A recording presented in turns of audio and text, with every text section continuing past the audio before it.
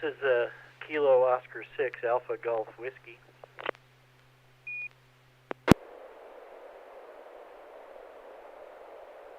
Go ahead, Alan. I may have stepped on someone's transmission there. I picked up the wrong mic on the other radio, so I apologize if I interrupted any transmission. That was it. KO6 AGW. No problem. Well, I'll start the net. Good evening. This is James, Alpha Echo 6 Juliet Golf, your net control operator for the River City Arc Slow Scan TV net. This net serves for training and practice in image transmission modes and meets Wednesday nights at 9 p.m. on the N6NA repeater on 441.30 megahertz. River City Arcs members and all licensed radio amateurs are welcome to participate. If you wish to join the net or need to make a call at any time, please announce your call sign between transmissions and net control will acknowledge you. If an emergency should arise and you need the repeater, please contact net control by saying break break. A double break signifies emergency traffic. The net will stand by for you until the emergency is terminated or the traffic is moved to another frequency. Stations who wish to check in are asked to respond with their full call sign using the recognized ITU phonetic alphabet and their name. I'll recognize each station before continuing. Any station who wishes to check into the net tonight, please come now.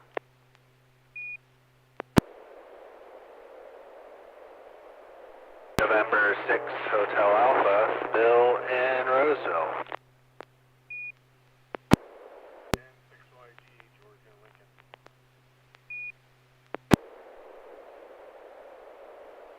Kilo Romeo 6 Romeo Alpha Oscar, Kishore in El Dorado Hills.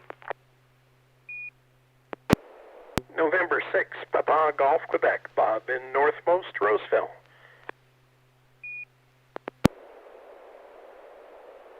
Kilo Oscar 6 Alpha Golf Whiskey, Alan in Sacramento.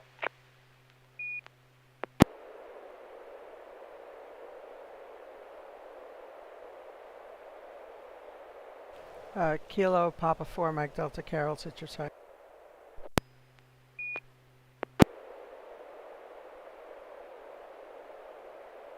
All right, so far I have Bill N6HA, Kishore KR6RAO, Bob November 6 Papa Golf Quebec, Alan Kilo Oscar 6 Alpha Golf Whiskey, Carol KP4MD, myself AE6JG. Who else wants to join us on the Slow Scan TV net tonight? Did you get me? I didn't hear you call my call sign back. N6YG. The station that was just calling, I'm unable to copy. I hear a carrier, but I can't make out the voice.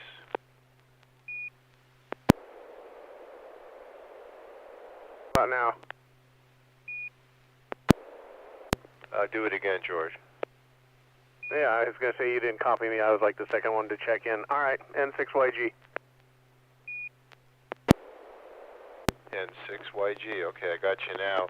There's some noise on your signal. I don't know what that is, and you were I wasn't able to hear you before.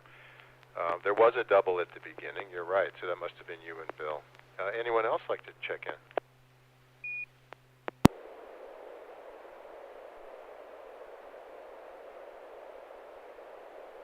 All right. Well, we will start with N6HA. Bill, if you are ready to share an image.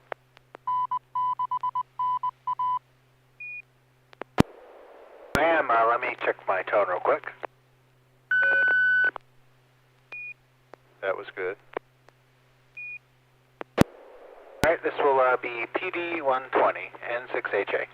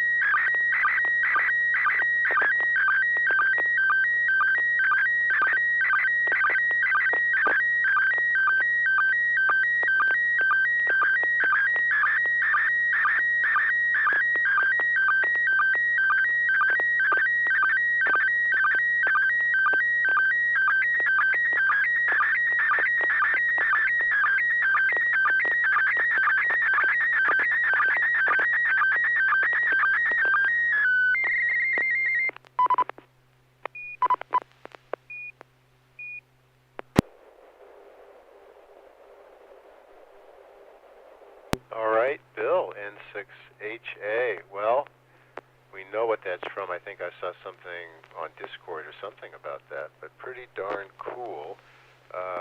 Kishore, KR6RAO, what do you think, and how did you copy it?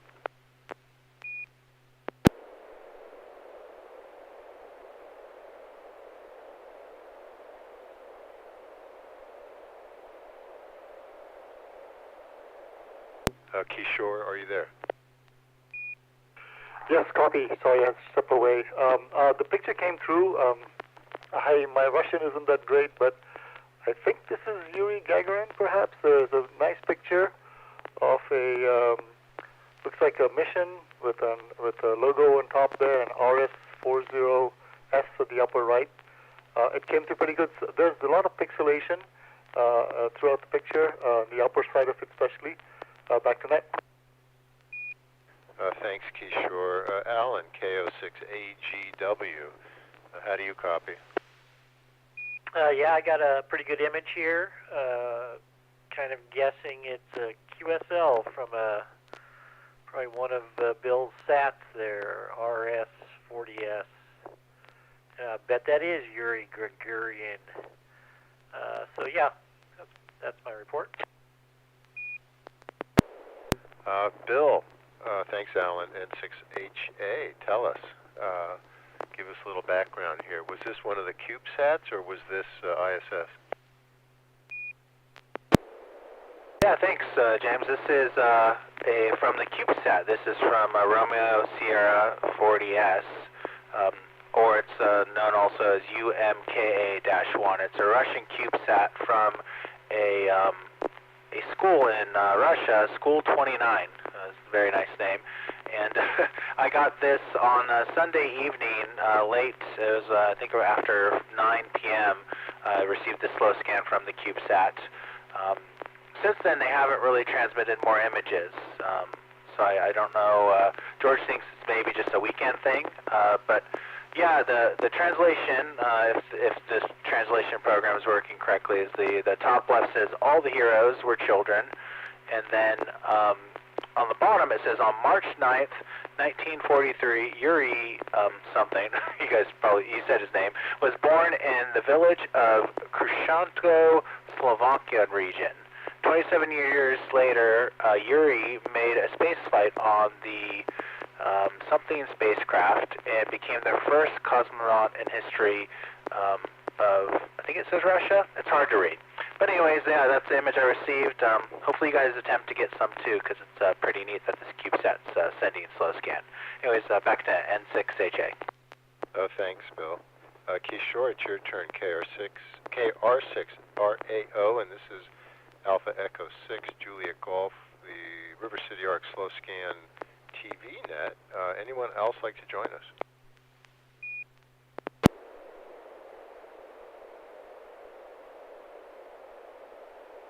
KR6RAO, go ahead.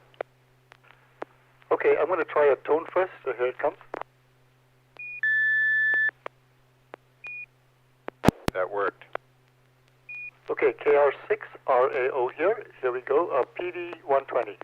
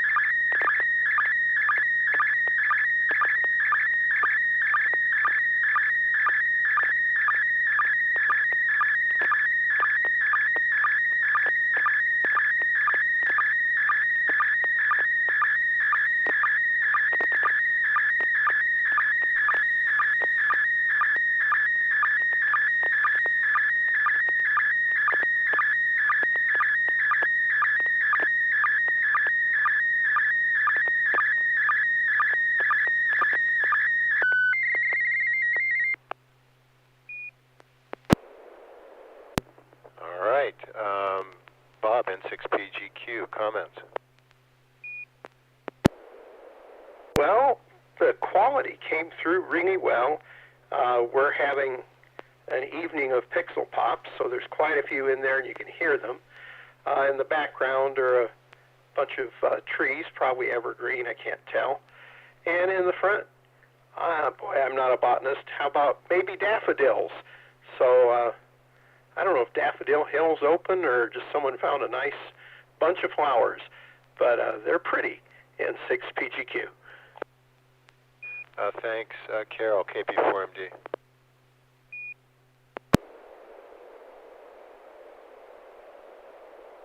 Yeah, okay, I think I'm coming through now.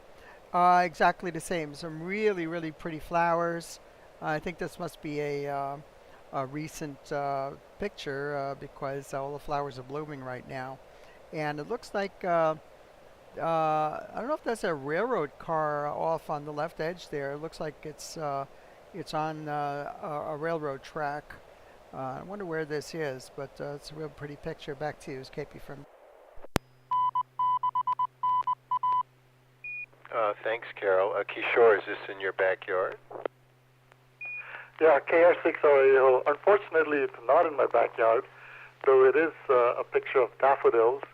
Nostalgia here because my wife and I used to visit Daffodil Hill up in Sutter Creek. Was closed, I believe, 2019, where too many people visited it with the popularity of Instagram. And so, yeah, this is a picture of that, and Carol's right. It's a railroad wagon, I think, on the left there, and it is a picture I took with daffodils, and they're blooming right now. And I was thinking about a picture, and I thought it was appropriate. Back to Net. Comment. A comment, go ahead. Yeah, I believe that's an ore cart. For mining.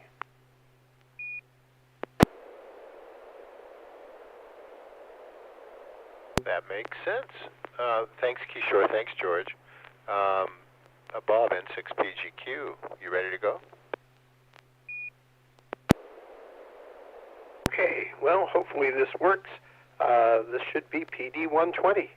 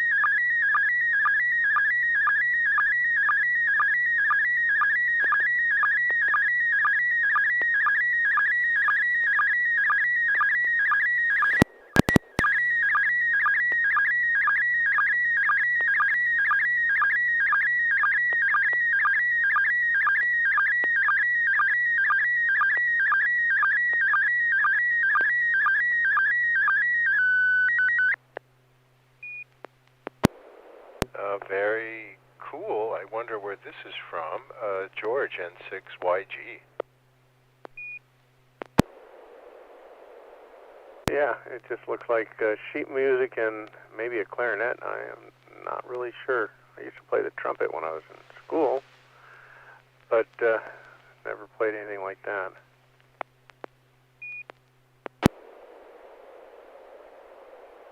How did you get? How did it come through?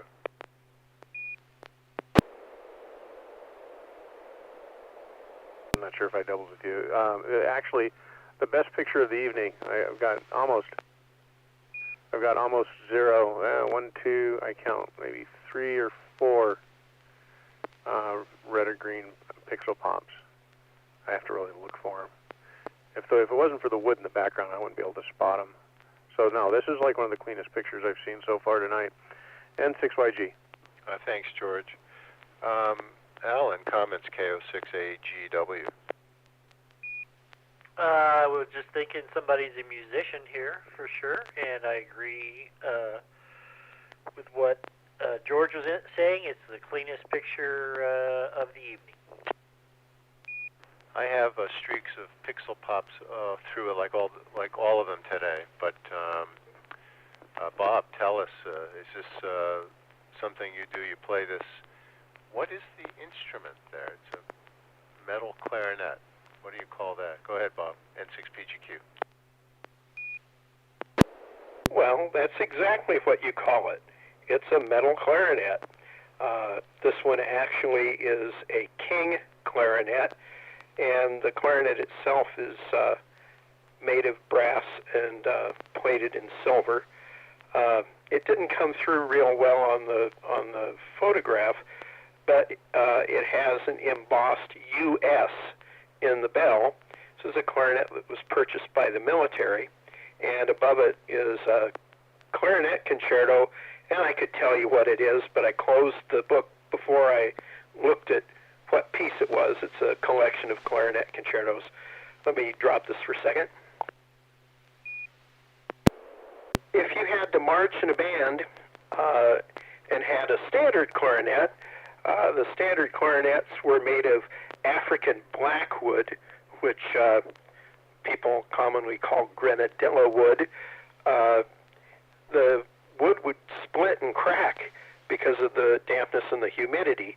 And so the government issued metal clarinets to their band members so that it wouldn't crack. And this is one and the same. So this is a Silver King in 6PGQ. That's very interesting. All right. Any questions for Bob about that?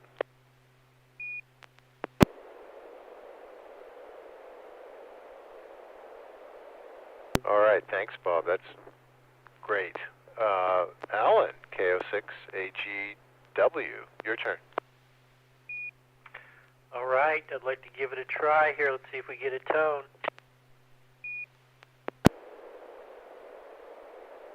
That's what I was afraid of. I had an error message that was indicating when I opened my software, SSTV, that it couldn't find my sound card. All right. Do you want help troubleshooting, or should I move on?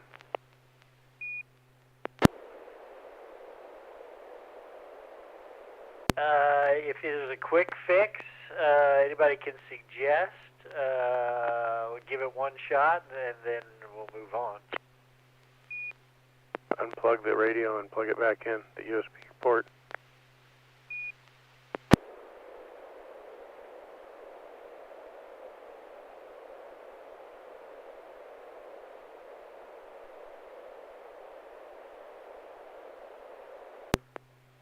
Stand by.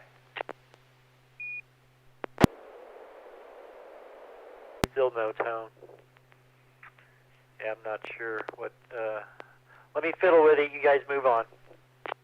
All right. Thanks, Alan. Carol, KP4MD.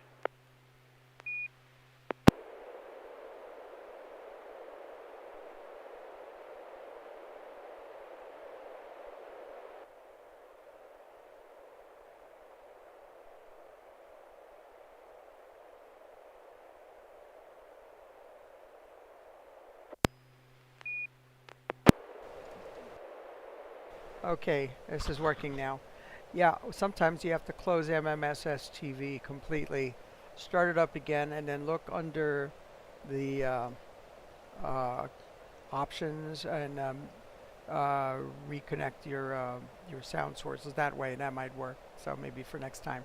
And this picture is going to be PD120. PD120.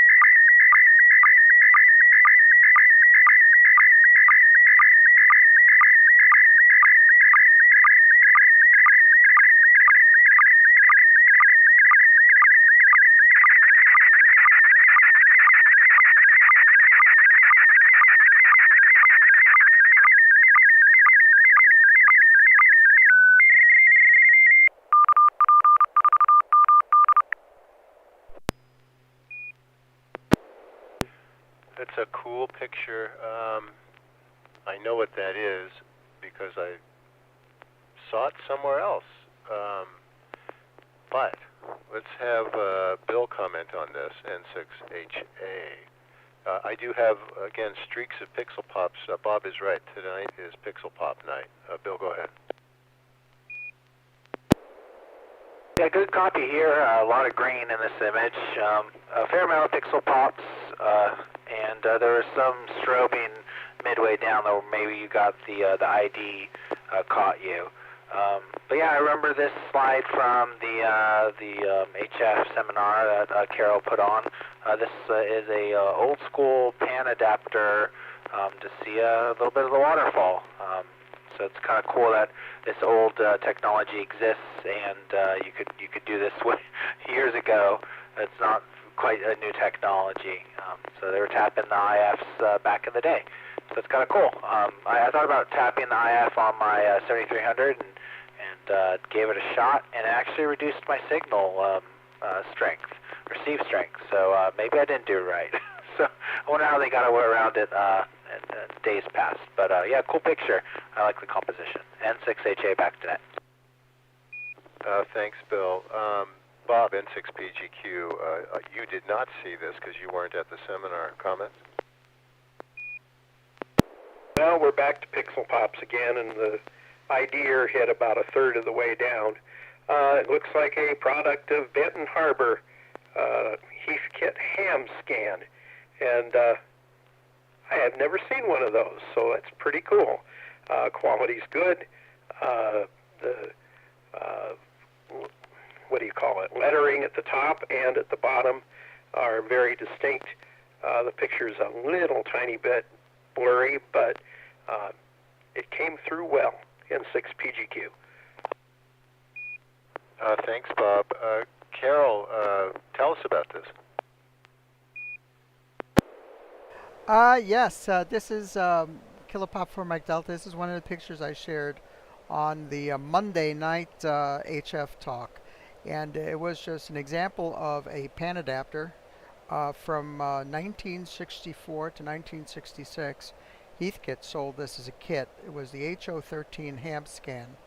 And it was one of the things that you would, it was an accessory that you would connect to one of their ham transceivers that they had at the time. You could use the HW100 or the SB100, and you would tap into the IF, which was all vacuum tubes, and this device also is all vacuum tubes, and that the round display tube is a cathode ray tube.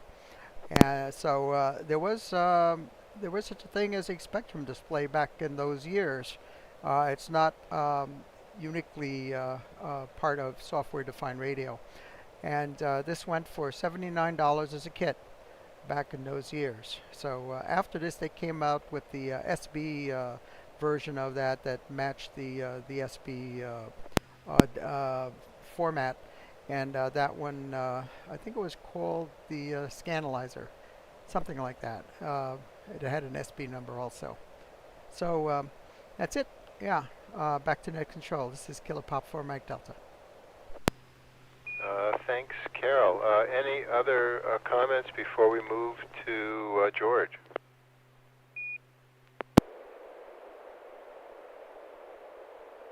This is Alpha Echo 6 Juliet Golf. James in Gold River, California. This is the Slow Scan TV weekly net that's sponsored by the River City Amateur Radio Communications Society. Anyone else want to join us?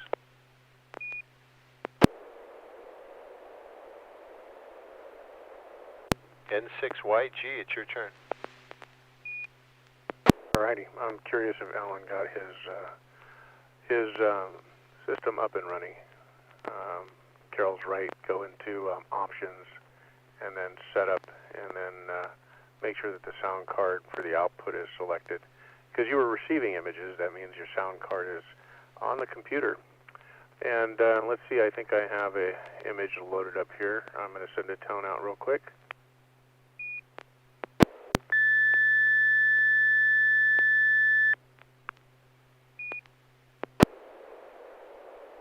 That worked, George. PD120.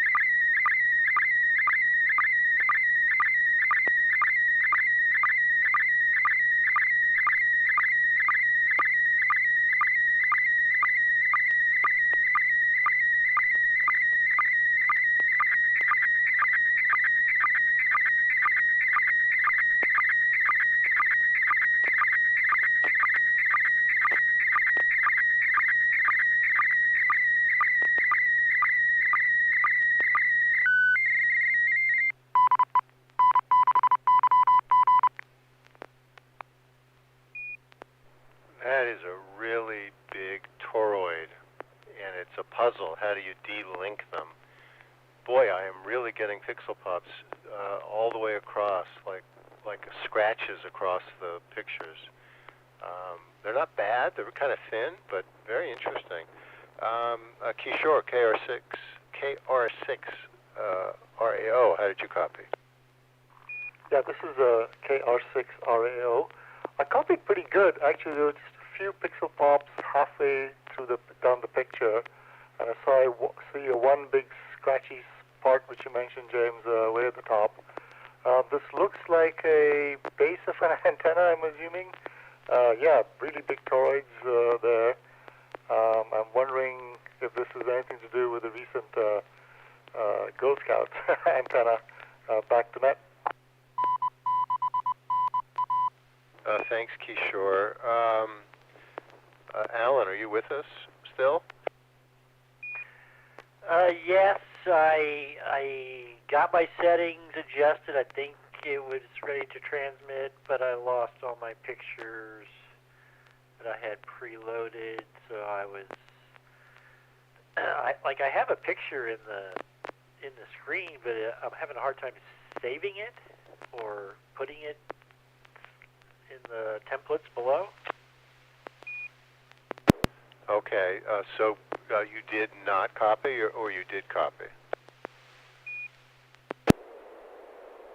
I'm sorry, I did copy the photograph, and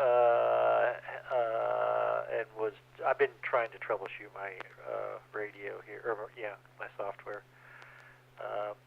You know that blip in the top of the picture, I apologize, George, that was me. Okay, thanks, Alan. Carol, comments on George's picture? Excellent, clear picture. I did see that one blip. I do want to also comment that on our live chat we have Craig from Louisiana, WP2N, and we have a new visitor on our live chat. We have Kilo Oscar 6 Delta Papa India, brand new licensee since just a week ago, and excited about coming to join us here on SlowScan TV. So interesting. It looks like two. I don't know what those are. Would they be toroid cores or something interlocked? It's very interesting. Back to Nets, KP for MD. Thanks, Carol. George, this is a really interesting photo. Maybe it's something holding a bridge. It's really cool. Go ahead. This is a transformer, so a few people got that right, and it's at the base. That right behind it is the big ceramic insulator for an AM tower, KMOX out of St. Louis, 50 kilowatt AM station, and that's to run the tower lights. Since the tower is the antenna, they have to isolate it from ground, and so all the tower lighting is handled via that transformer. In the back, you can see what looks like a bar with a bulb on it, a little bowling ball or golf ball on top, a cue ball. There you go. That's actually a lightning spark gap, and I think there's two of them. There's another one on the other side. So in case the tower gets hit with lightning, it'll jump that gap, hopefully jump that gap and go to ground. So KMOX, there's a neat video on YouTube, and it's if you go to YouTube and search "If I Touch This Tower, I Die," I think is what the name of it is. It's 43 minutes long, and they give a tour of that AM radio station, the history of it, and the broadcast engineer who maintains it and several other towers does the tour with his son, who's interviewing him. It's actually pretty interesting if you're into that sort of thing. And so that's what this is. N6YG. Thanks, George. Any questions for George, and then I will send an image. Yeah, this is KO6AGW. Real quick question. I've seen the video, I think, with the father and son, but what was the station again, or how can I find that again, George? KO6AGW. The station is KMOX, Kilowatt Mike Oscar X-Ray, out of St. Louis. And if you go to YouTube and Google, "If I touch this tower, I'll die," I think that's the name of the video. And then, you should be able to find it that way. Let me see if I can give you the channel that is. It's Gerling Engineering, Geerling Engineering is the channel for that. Copy that. Thank you very much. Go ahead, James. KO6AGW. All right, thanks, Alan. Any other questions for George?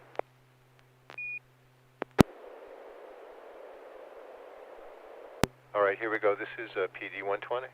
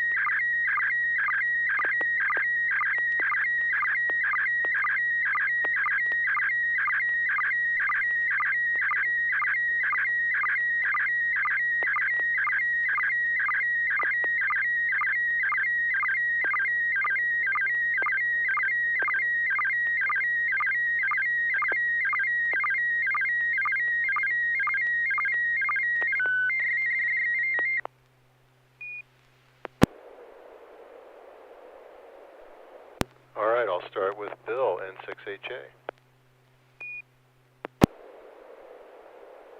Yeah, a good copy here. Actually, very few pixel pops. Probably the least amount of pixel pops all night.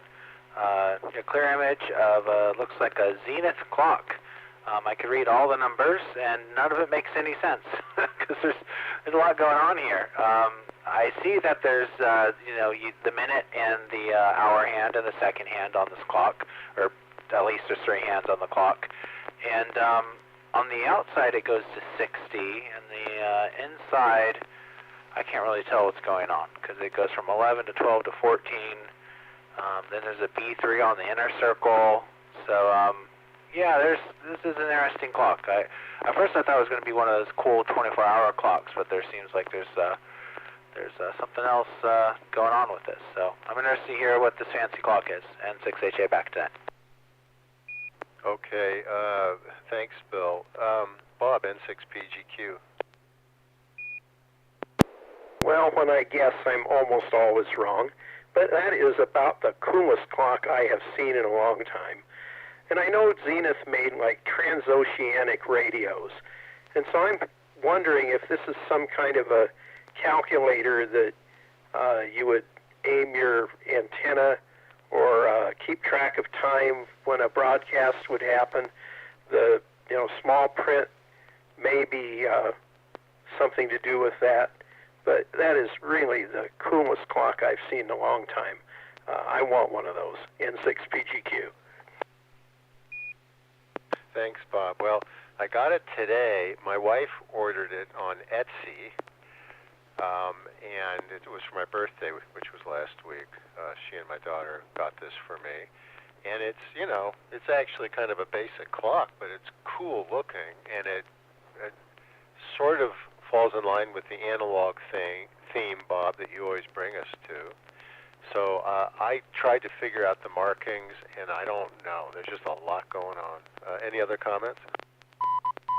Are those cities on? I see printed just under that second circle of numbers. It looks like there's city names or something there, locations. Yes. So along the top, let's say from 11 o'clock-ish over towards 3 o'clock, at about 11 o'clock, 11:30, it says South America, USA, England, and Spain. And then it says France, USA, Italy, England. Then it says Germany, England, France, USA. Then it says England, USA, Holland, and Hungary, USA, England. These may be the times of short-wave broadcasts.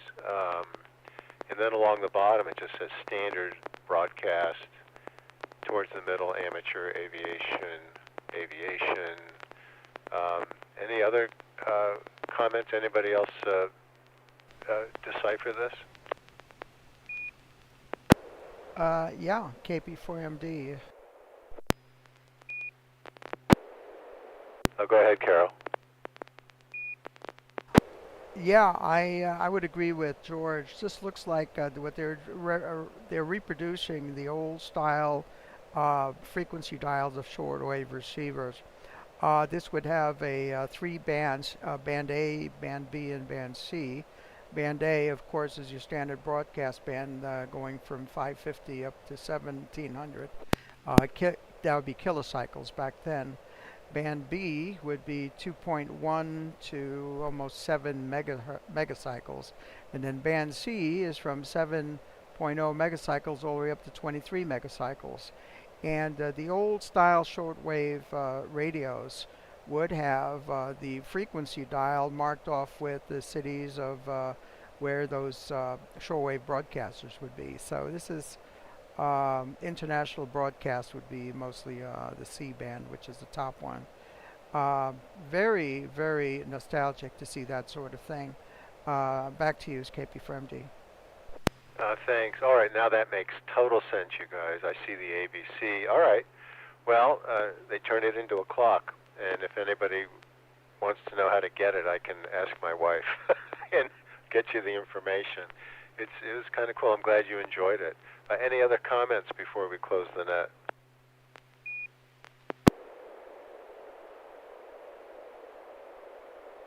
Alan, do you want to try one more time? Yeah, let's give it a shot.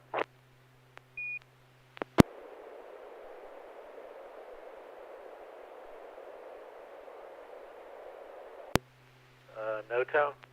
Thought I had it figured out.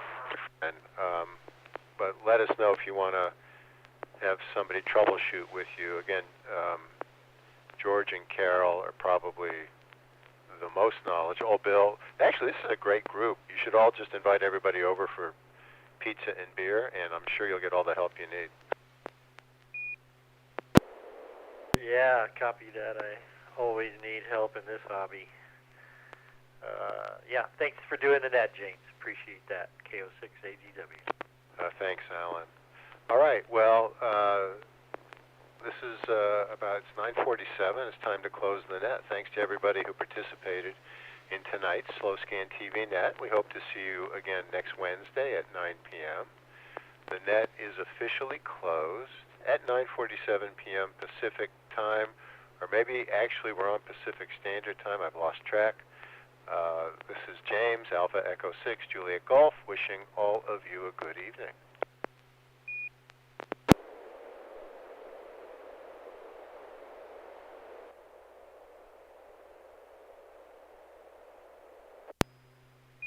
Thanks, Carol.